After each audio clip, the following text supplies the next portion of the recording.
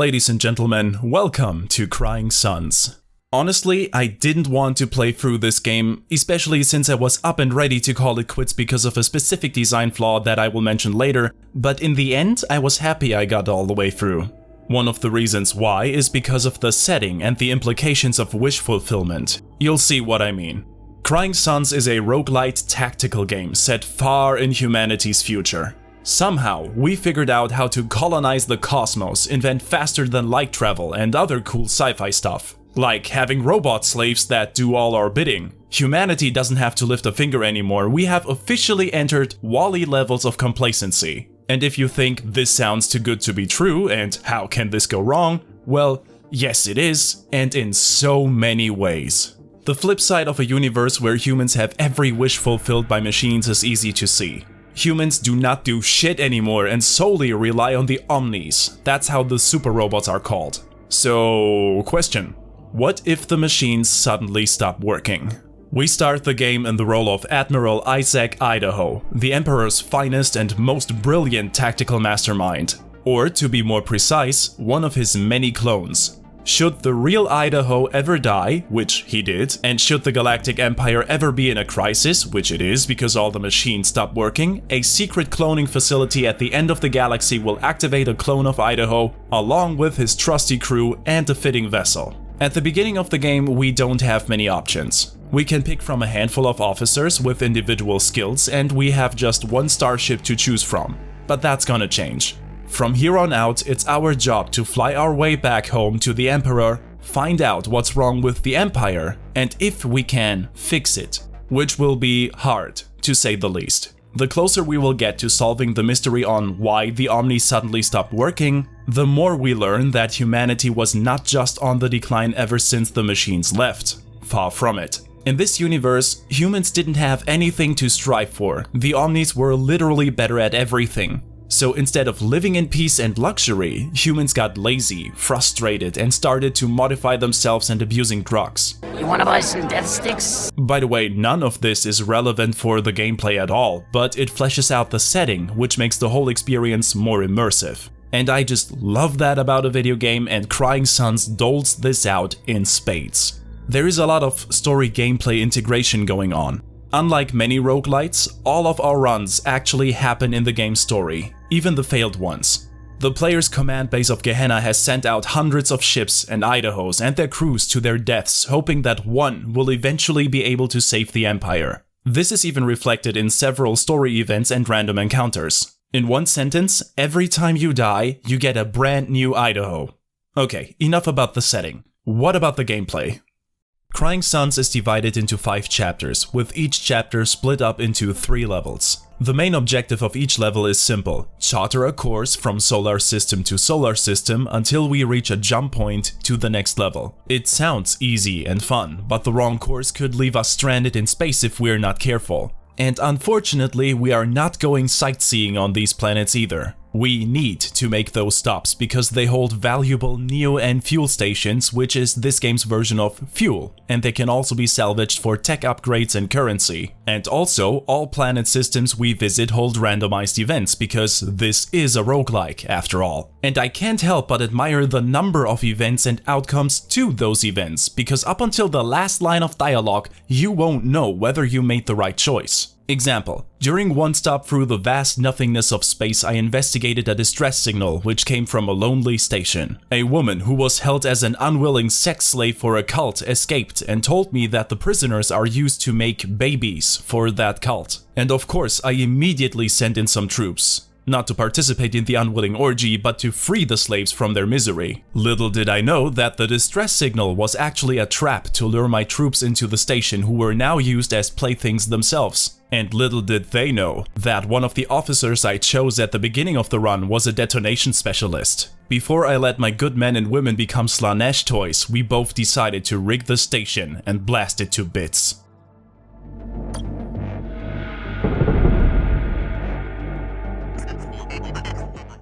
There is no horny in my presence, only screams nobody can hear. Because we're in space, And yet on another event I was approached by a ship full of orphans who fled for their lives because their parents wanted to kill them. I took them on my ship, only to find out that these kids were brainwashed child soldiers with bomb vests attached to their waists. It was a dark day for my crew and me, who were forced to take the kids down before they could do more damage. Apart from these, let's call them social events, we can sometimes send our troops down and explore a planet to look for currency and tech. And this is actually a feature I absolutely love, even though there's not much happening. You will choose an officer and 10 soldiers who will scour the planet. And the survival of the troops, which are and should be handled as a resource, is dependent on your chosen officer and the respective mission. Don't worry, all stats including the average survival rate of your officer and troops, as well as how much loot you can win from the mission, is displayed in easy to understand numbers. You just have to give the okay, and then you can only watch through your scanners as your team traverses the landscape, discovers ruins of a battle station, and sometimes has to fight tooth and nail for their survival. Maybe it's just me, but because I can only see the mission progress through the intercom, there's this constant excitement in me which hopes that most of my troops will survive the ordeal. Probably, or maybe exactly because there's nothing I can do from that point on. No, there's nothing I can do. After all, the loot we get usually far outweighs any risk we undertake. And the shops are all thankful for the scrap we bring in exchange for more troops, fuel, upgrades, or better defense systems. Yes, this universe is a twisted place and we have to send people to their potential demise if we want to survive. Without a little stoicism, you will get quite mad. If you want proof, then just look at the various factions that battle for supremacy. Funny enough, almost all of them give off a classic Warhammer 40k vibe, despite all of them being human. The Scrappers, even though they could easily be confused with orcs, are in reality just deformed hillbilly humans because they sniff too much Neo-N. The Kosh Syndicate, which consists of being of grotesque beauty and body horror, could easily mirror the Eldar, but again they're just genetically modified humans. And the fanatical church that revere the machines as gods and think murdering a bunch of people will reactivate their idols? Humans. And they're all against each other, and against us. Which brings me to the combat system. Combat is the one thing I developed a love-hate relationship towards. Here we send squadrons out to destroy the other ship and the enemy does the same. The three basic squad types are fighter, drone, and frigates. I can only hope I pronounced that right.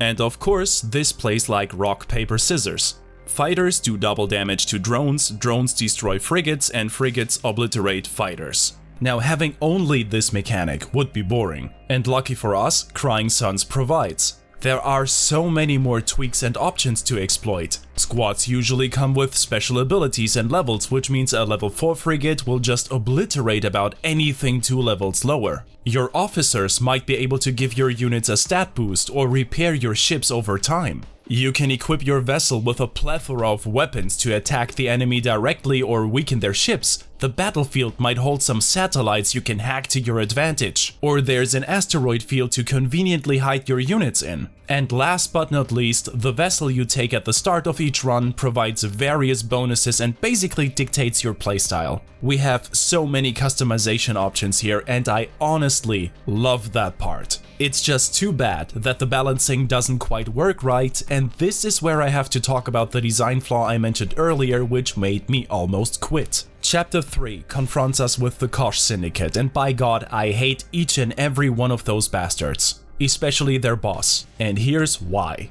Each Kosh vessel synergizes extremely well with units that can go invisible. See, under normal circumstances, a unit needs a few seconds until it disappears from sight. But with a Kosh vessel, that happens as soon as they're deployed. And this is not the unfair part, by the way. Whenever an invisible Kosh unit strikes, it stuns the attacked unit and deals instant flat damage, which means even a high-level frigate will lose against an under-leveled stealth fighter. I'm not gonna lie, even when I got lucky during a run and was able to buy some high-level ships, it didn't matter. I was stuck here for a full day until I just said, fuck it, we're using the Scrapper vessel, which holds a ton of units that deal damage when they get struck down. That way I was able to pass, but it also left a sour aftertaste in my mouth because right here the game forces me to use this one vessel because any other combination of weapons, squads and officers is not viable. But on the plus side, as soon as I defeated the Kosh, their vessel became mine and I was able to be the stealthy bastard. Which worked so well, I never used anything else anymore. And like I said, halfway through the game I was so frustrated that I wanted to uninstall, but I didn't. If you haven't noticed, Crying Suns is drop dead gorgeous. You know that I am a sucker for good pixel animations and dude, shit looks real good. The scenery gives off the impression of a cold, empty and most of all indifferent universe. Almost every frame I see could be hung up as a painting. That's how good I think the pixel art is. I am also in love with the character animations. They are not the most detailed, but they don't have to be. Instead, a lot of love went into the portrayal of space and the ship designs, and I don't mind looking at them for an extended amount of time. The only nitpick I have is with the music, because there are not many tracks to hear. There's only one battle theme for every fight and one exploration theme for basically everything else. So if you're looking for a killer soundtrack or any kind of memorable music, well, I am afraid you're not gonna find it here. The same is true for the general sound design. It is functional and it does its job adequately, but it's nothing to write home about.